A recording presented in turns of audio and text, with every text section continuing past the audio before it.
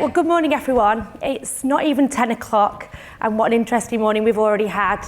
I never thought that my home life would suddenly translate to our working life, where I'm talking about potty training and we're doing elephant dung here. So that was great to see my worlds collide.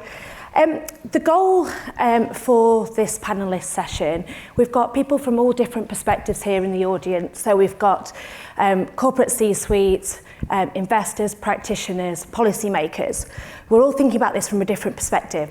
But the goal for us as a community is to be thinking about how we can provide an understanding of the challenges companies face when thinking about addressing climate change and biodiversity loss.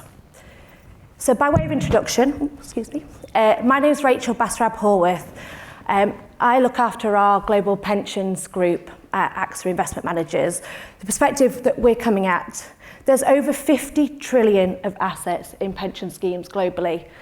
That's a massive impact as an asset owner pension schemes and funds can be making to support a world worth living in. Joining me on stage, I've got Simon, who's partner ESG transformation lead at KPMG. Abyd Karmali, joining me, OBE, managing director, ESG advisor to the Bank of America. Helen Crowley, managing director of Pollination. David Marriage, disruption and innovation lead partner at PwC. And Khadija Ali, partner financial services, climate change and sustainability leader at EY. So there's a lot of, I think with the whole day, we can talk about a lot of jargon. I was delighted to see, even though the phrase was coined over 40 years ago, greenwashing, it's now entered into the dictionary. I think today alone, with all the acronyms that we're going to hear today and the regulation that we're going to talk about, we could create our own dictionary. So we're going to really try as a panel to make sure we stay away from lots and lots of jargon. But with that, let's get cracking on with our panel this morning. So with our first question that we've got, are companies recognising the threat that climate change and biodiversity loss can have on their bottom line, and to what degree? With that, Helen, I'm going to start with you. Thanks, Rachel. Hello, everybody. It's great to be here, and it was a terrific start to the morning. I'm a biologist, ecologist by training and by passion, so it was a really perfect start for me. So just to pick up on the worlds colliding, the worlds are colliding. The business world, the financial world are colliding with the natural world, and not necessarily in a bad way, in a good way also, because that recognition is starting to be out there that there's something here we've got to be dealing with. That recognition that there's risk, but that there's also opportunity. Now, I think climate is certainly led on that in terms of understanding sort of the models and how does my business, how do I get to net zero, and we'll be talking about some of these frameworks later. I think biodiversity and nature is catching up. I think to the point of how much companies, how much is the financial sector really taking this into their consideration is still early days, but it's been quite recent that this collision has happened. It's really just the last few years. So I'd say it's remarkable how fast people are sort of starting to embrace this. Okay, what is the story about this risk? I think the challenge, and there's a small group of very committed, I would say, organisations out there leading, but as Margaret Mead said, never underestimate that a small group of committed citizens can change the world. It's the only thing that ever has. So I'm really hopeful that behind that there'll be the wave of more organisations. I think the holy grail is, to the point of bottom line, is understanding, well, what is the financial cost of action, and what is the financial value of action, and what's the financial cost of inaction on biodiversity and on climate, and we're still trying to get there. Abyd, would you like to comment? Yeah, so I mean, maybe I can add to that by maybe providing some data which I think supports the idea that, you know, on climate we're going in the right direction, clearly too slow compared to, you know, what the science requires. But if you think back to 2017, you know, the Climate Action 100 Plus, this coalition of investors that has been engaging pretty successfully in a coherent manner with the world's largest emitters, you know, around 160 companies. Only 8% of those companies had a net zero target back then. Now I think we're talking about 75% as of last year. So that's progress. On biodiversity, a similar kind of study that was published during COP15 in Montreal suggested that only 5% of companies had actually even done a science-based assessment of their risks and opportunities. So we're woefully behind, but hopefully help is on the way with the TNFD. Frameworks will be released, which will guide companies through that process. And of course, we need to get to that 80% figure much quicker than 5 years. I would like to just comment on the last point you made about opportunities. Interestingly, both the COP agreements last year highlighted exactly the scale of the financial challenge in their cover text, which I thought was a really interesting step. On climate, we're talking $6 trillion required per year. On biodiversity, we're talking at roughly $700 billion per year in terms of financial flows needing to move to the right stuff. The good news is, on climate, last year, for the first time, we hit $1 trillion in investments in decarbonization technologies. So again, good milestone, not sufficient, but moving in the right direction. Simon, any comment? Yeah, I think just to kind of build on, I think the pace of change has been incredible. If I think conversations I was having with boards 3 years ago, and probably even only 2 years ago, was as simple as what is climate change. It was quite embarrassing, because I was having the same conversations with boards as I was with my children at home. But we now move on to today, and the kind of conversations we're having is around, how do we set a nature positive goal, and how do we set a strategy to achieve that, and to think how far we've moved is brilliant. However, coming back to the question around the bottom line, the phrase I probably still hear most in executive and boardrooms is around, yes, we need to do this, but can we do this in a way that doesn't impact our bottom line? So they're still looking at it through a short-term lens of this year, and that's where, sort of coming back to the great Mark Carney quote of the tragedy of the horizon, we need to start thinking longer term, and the bottom line is something that lasts more than 12 months, and thinking about that impact. Thanks, thank you. So what is driving company strategy in terms of climate change and biodiversity loss? I'll give an example. So I work for AXA.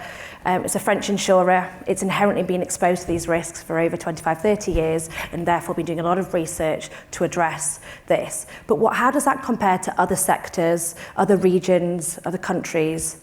And is that coming from external pressures? So consumers, suppliers, or is there that internal pressure, so bottom up or even from top down? So David, to you. Yeah, so hello everyone. So I think the driver is very much all of the above. I mean, you're seeing changing consumer behaviour already. People are eating less meat, they're looking for electric cars, they're starting to think about the impact they're having more broadly. Investors, we heard 50 trillion of assets in terms of the pension sector, but Bloomberg would talk about a 50 trillion number of mandates with some sort of ESG relationship. There's a big debate what that number really is, but essentially it's quite a large number regardless of how you look at it.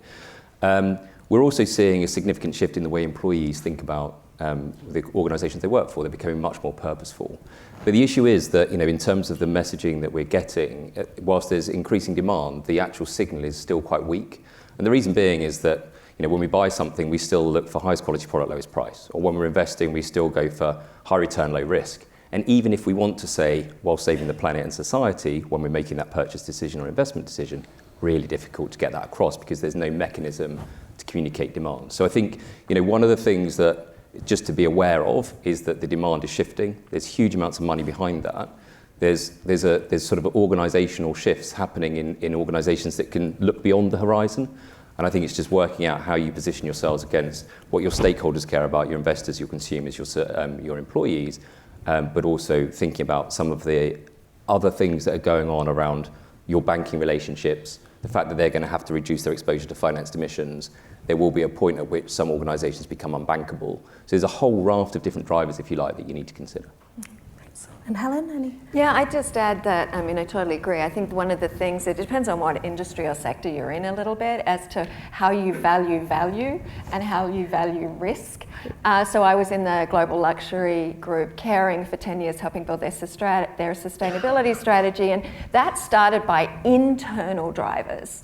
And it was ambitious. It started by internal champions and leadership and internal drivers. It was only when later on on, there was questions from investors, and the financial community and the financial communication department came down to the sustainability department and said, hey, people are asking about stuff that you do, and that it took it to a whole nother level. So I think, then that's over the last decade. So things have changed to now, but there was an internal, I don't underestimate the value of internal leadership and internal drivers, but in reality, some of the real catalyzers are going to be these things like regulation, like investors saying, hang on a minute, I'm not happy with the fact that you can't tell me where your cotton comes from because there's a risk to me. More so than I think and so the shareholders, investors, more so than I think than the consumers, but it's all part of the same suite of drivers that will drive change. Simon? Yeah, I think just totally agree with that. I think it's not the romantic answer, but I think regulation has been the key driver, at least in the UK over the last few years. And I think what that's enabled is a different conversation at the board level, at the executive level, and really starting to think about things that previously were in what I call the responsibility bucket, actually coming into the resilience bucket, and therefore a strategic conversation. But I think back to kind of what I said on my last point is then around how do you bring that into the day-to-day decisions of an organisation. It's one thing having the right conversation, it's another thing sort of creating the right action. And I think that's where we're doing a lot of work with organisations at the moment in terms of moving to action. And I had a brilliant conversation with one of our team earlier this week around, we've been doing scenario analysis on the climate side for the last couple of years, driven by the Task Force for Climate-Related Financial Disclosures. And we're now bringing nature into that scenario analysis, which, you know, we wouldn't have even dreamt of doing 2 years ago. And the fact that we're bringing that in is just brilliant. Abyd? Yeah, so I think, you know, it's moved from being the sustainability office really to, you know, geopolitical considerations, how fast is the technology moving, and, you know, what am I being rewarded for the actions I'm taking? So in other words, the financial markets.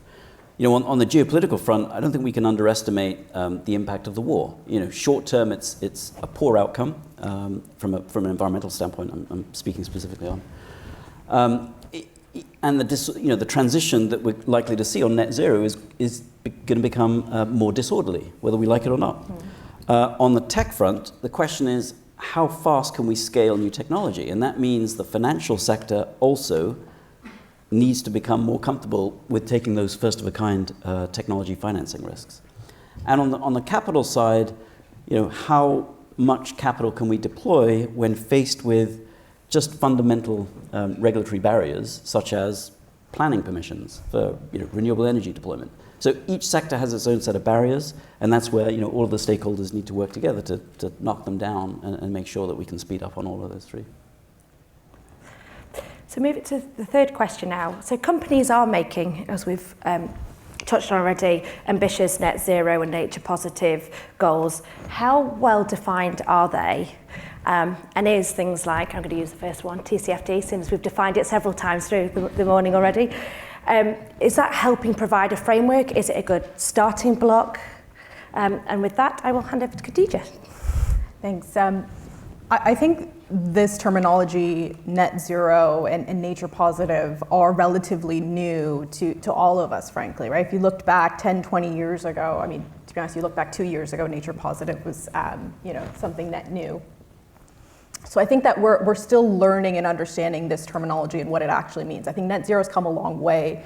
Abyd mentioned, if you look at things like the Science Based Targets Initiative, they've indicated that 90% of the global GDP is under some sort of net zero target.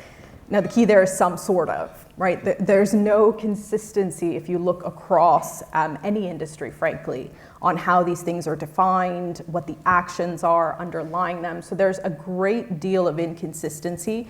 And on the one hand, I think there's a positive because people are recognizing them and kind of acknowledging that they exist. However, there's the challenge of then getting everybody aligned onto the same foundation as to how we actually move forward and start to achieve these.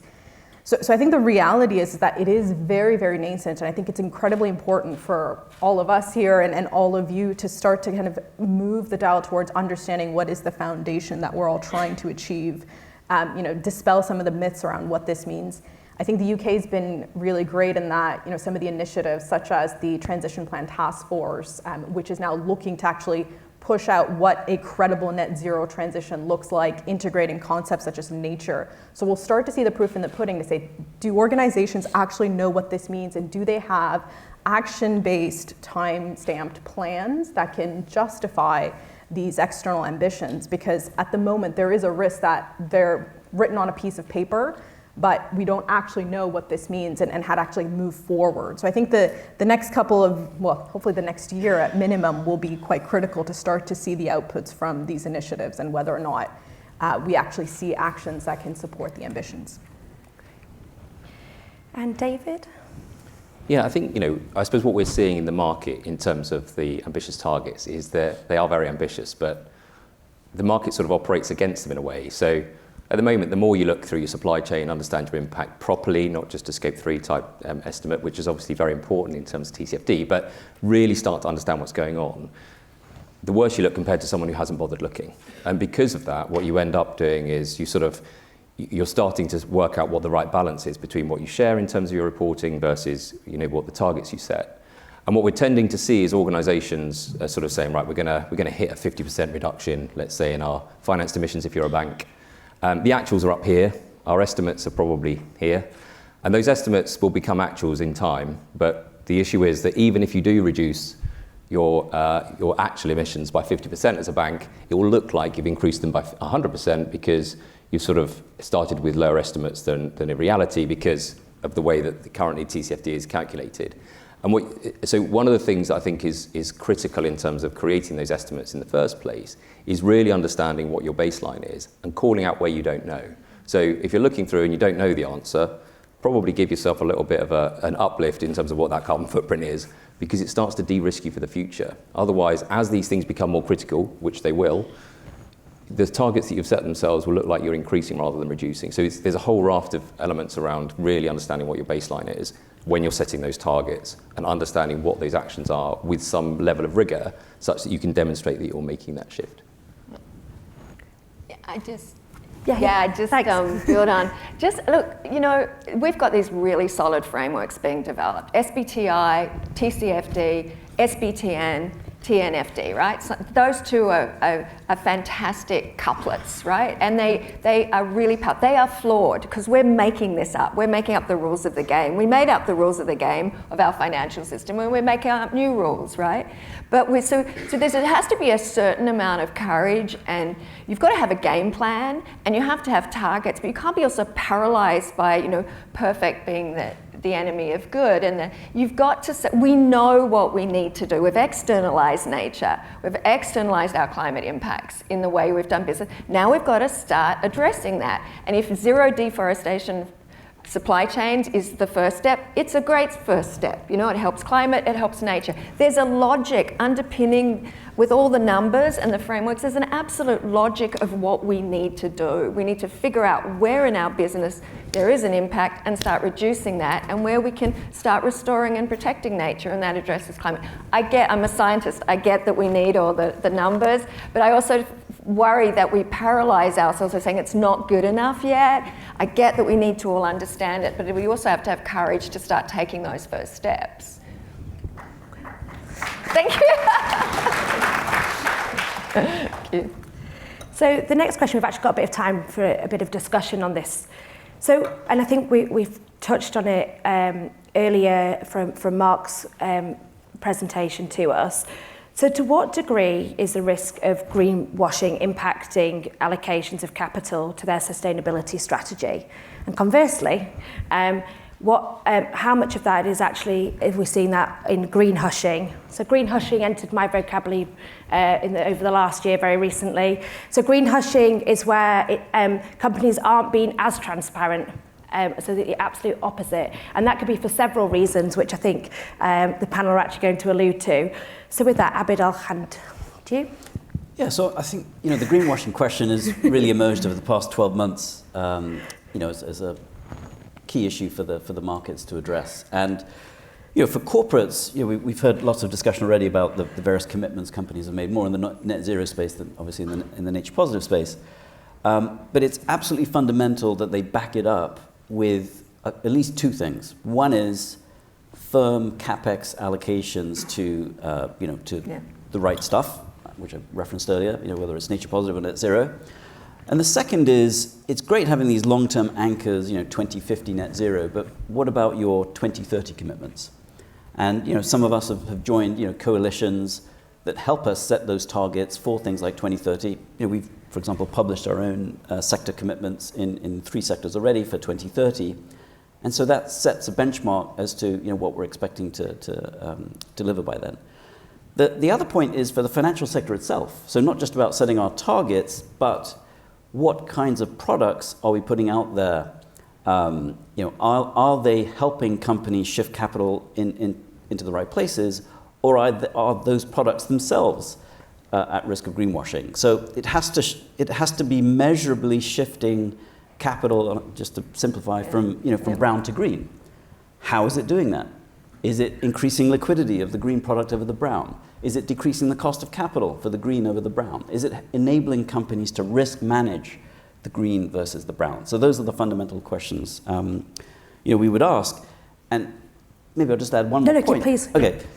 So, I'm going to leave the green hushing to somebody else because I think over my allocation. But, on this question of paralysis, and you asked it, is green washing hurting what companies are doing? It's probably not. I mean, there probably is some degree of keeping things inside, but there's also a concern, a legitimate concern that companies have about getting whacked, by civil society for taking the wrong step. And the area that I see that most prominently in is one that affects both nature loss and climate change, and that's carbon credits. We all know investments in nature-based solutions are so fundamental to addressing both. It's one of the sweet spots between the two topics, and yet companies are getting scared about making those investments because of the concerns about carbon credits. Yes. Simon? Yeah, I mean, I think just to pick up on the green hushing point, that for me is the bigger concern. I think, we've gone through this period of time of big ambitions, and without doubt, people have made ambitions without having much basis for making them. But I think the worst thing that can happen is we almost give excuses to organisations to scale back those en masse, to then be able to say, well, we did make that statement, but actually we've now looked at it, and because of the greenwashing risk, this is our new ambition. I think the point around short-term targets is really important. I think 2030 for most organisations is still far too far in the distance for what they're really thinking about on a day-to-day basis. And I think some of the requirements that are coming in, the Transition Plan Task Force was mentioned, that starts to look at actually what are you doing in the next 2 to 3 years? And to Abyd's point, what are the capital allocations? What are the investments that you're making? But I think fundamentally where the greenwashing risk and green hushing risk has a real potential issue in terms of progress is we're now at the point where organisations are having to think about, well, what is the action? To Helen's point, we need to just get on with the action. But back to your point around numbers, that does cost in most cases. Yeah.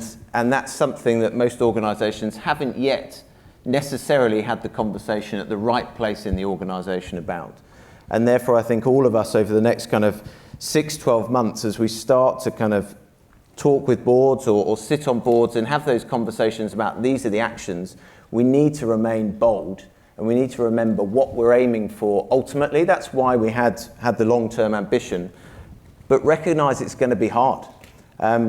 If it's not hard and you're sitting there as a board or a management team and thinking, oh, this is quite easy, then your ambition isn't ambitious enough and you have to take to the next step. Because what we've all got to go through as a society over the next however many years is going to be tough, however you look at it. There are opportunities, and it's really important to focus on those opportunities, but we also, I think, need to be honest with ourselves of what we've got to get through, and that's not going to be easy over the next few years. And David? Yes, I think, as all of the people in the room that have involved, whether you're a corporate or a bank or an asset manager, when you're looking at trying to do the right thing, it's really, really difficult because essentially the data doesn't really exist at the moment to sort of prevent yourself from greenwashing. So, you don't really know what's going on through your supply chain. You've got, as a board, even if you want to do the right thing, you can probably get transparency down to your supplier, but not beyond that. With that, you've then got this disconnect between you being able to manage the message as an organisation. So with finance data, you stick your finance data out, everybody uses it, democratically accessible, it's assured, it's in standard, so everybody knows what's in every number, every note, every statement.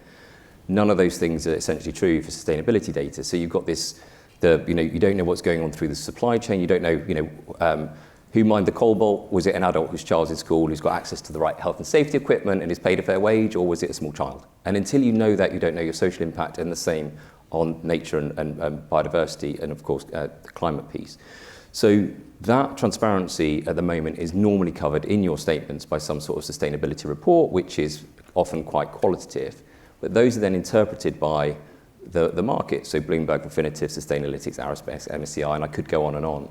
All of them trying to do the right thing, but all of them coming up with wildly different versions of your truth as an organisation. The asset managers have got to try and decipher that, as have the banks.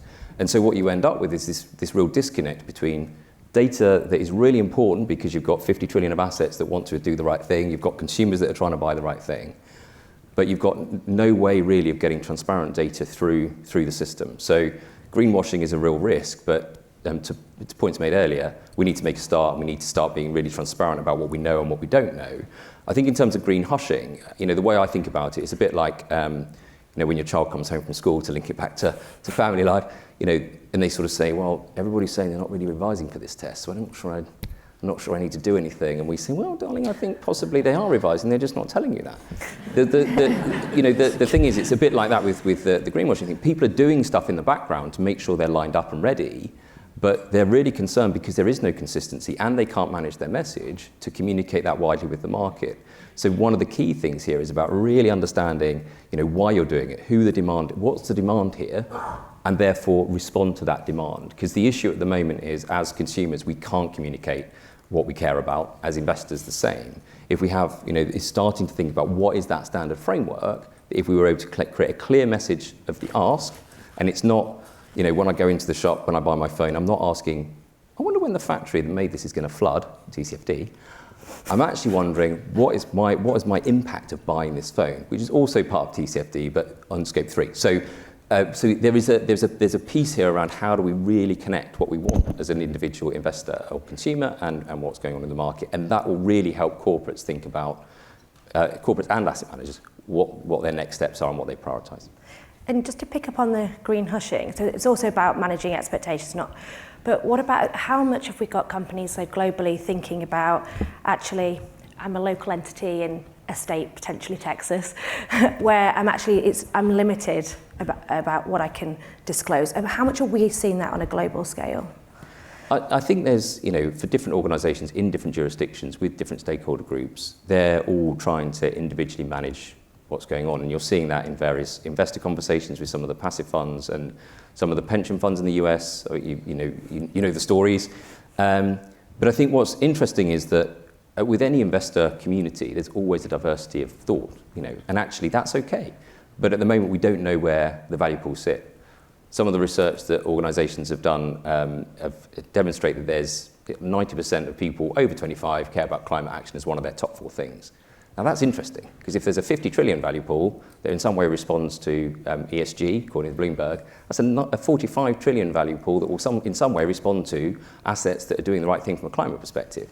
Now, that's bigger than the S&P 500 and FTSE 350. So I think there are some elements of local issues, but I think if you look at the sort of global market direction, and the move from, there's about 30 trillion that moves from baby boomers to millennials in the next 7 years, which immediately becomes more purposeful. The direction of travel is clear. It's just how quickly you can access those new value pools. Thanks. Khadija? Yeah, really great points. I think that the one thing I would add is, in respect to that transparency, I think we miss also the point of the opportunity for collaboration, right? It's amazing to me the amount of times I go talk to C-suite, it's the exact same question to the point where I'm thinking, have you all talked to each other at any point to say there's strength in numbers? So I think, yes, there's the concerns around green hushing, but I think people are slightly paralyzed to say, I'm not going to be able to go out unless I have the perfect answer or I have the response and I've completed, I've achieved net zero. So I think that the importance of that transparency, and it's built into the frameworks. They ask you to talk about, what is it that you're working towards? Where are the challenges? Where are the issues? Because I think it actually opens up the dialogue for collaboration. Where are there data gaps? Where is it that the policy response has not been as strong as you need it to be? So I think that's an important point around these disclosures and actually starting to articulate your underlying narrative so that you can actually seek out collaboration, because frankly, we all know you're not going to be able to do this in isolation at the end of the day. Thanks. And so to close, and we've got a little time each, if you're able to each elaborate on one top tip that you would give that you're seeing in the market that can help companies steer and navigate their way to an effective and meaningful sustainability strategy. Simon, I'll start with you. Yes, just before I do that, just to pick up on a point that was just made there, I think what we need more than anything at the moment is true leadership. And what true leadership means is kind of sticking a neck out and the head above the parapet. So many times organisations want to be in the pack, at the head of the pack, but not the first one to do it. Right. And ultimately, when we think about everything that needs to happen over the next however many months, however many years, that's what we need. And there are pockets of that, but there's nothing like enough true leaders to really drive this forward, which then brings me on to my key point around sort of where I see things being successful. And it's one, not trying to do it on your own, but importantly, therefore, looking at what's a cross-functional group across your organisation that you can get together to have this conversation, to have debates, to have conflicts in the room and discussion to drive forward. But actually, I was on a panel the other day and I was asked, what's the one thing that could change this all? And I said, without thinking about it, having more young people on boards. And I think actually that would be a way of really creating a shift. If I think of the boardrooms that I talked to today, there's not enough people that are new to business and therefore not necessarily polluted by the thoughts of the last 20, 30 years to start to have a different conversation. I've never seen a situation where they've just got young people in the boardroom, but what I have seen once was employees coming onto the board. And that absolutely changed the board conversation from day one. And I think everybody was a bit nervous going into that room thinking, well, what are they going to bring? Are they going to be too nervous? The chairman was brilliant at bringing them in, and actually it raised the level of everybody in the room. And I think exactly the same thing would happen if we started to get some under 30s in the boardrooms around the country.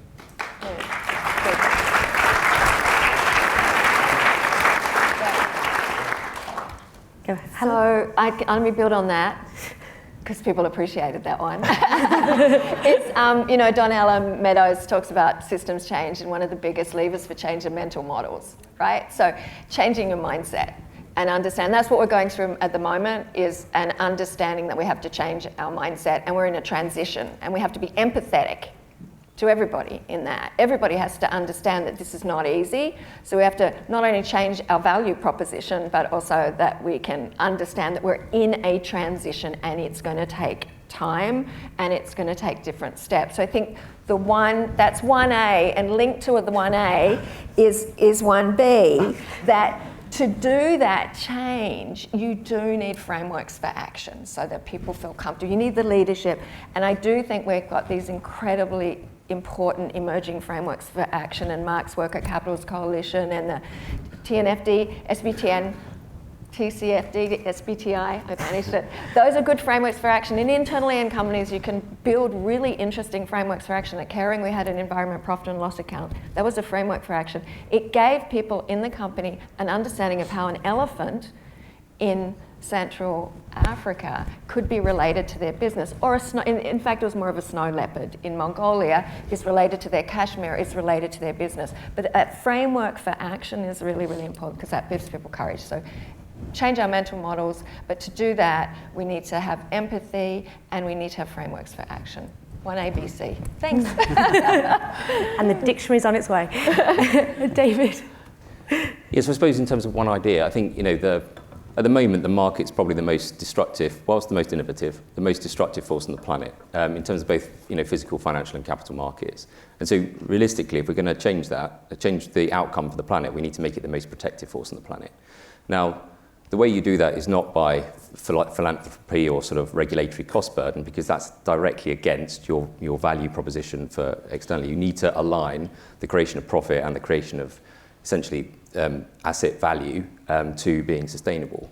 Now, the issue at the moment is that because we're only sending signals as a market around high quality product, low price, high return, low risk, there's no mechanism for the business case to be created within the boards such that they can actually move forward. And so one of the things I think that is critical is to really start to understand where the demand signals are coming from. So, actually start to talk to your customers and your investors and your employees to start to understand what they care about, what your investors are looking to get, not just today, but over the next 5-7 years.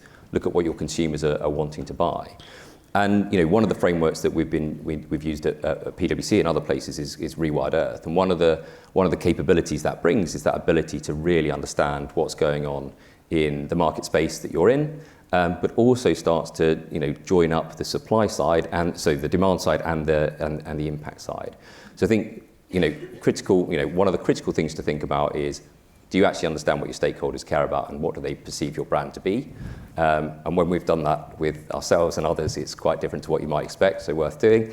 But also then, once you've got that information, start to actually act on that such that you can see the value case and you're building into what your investors care about, your consumers care about, and most importantly, actually, your employees care about, because if they can see that the organisation that they're working for has a purpose and is directionally correct, increasingly that's what people are looking for. So I think in terms of, if there was a top tip, it's start to really think about what your stakeholders care about in this space such that you can value it.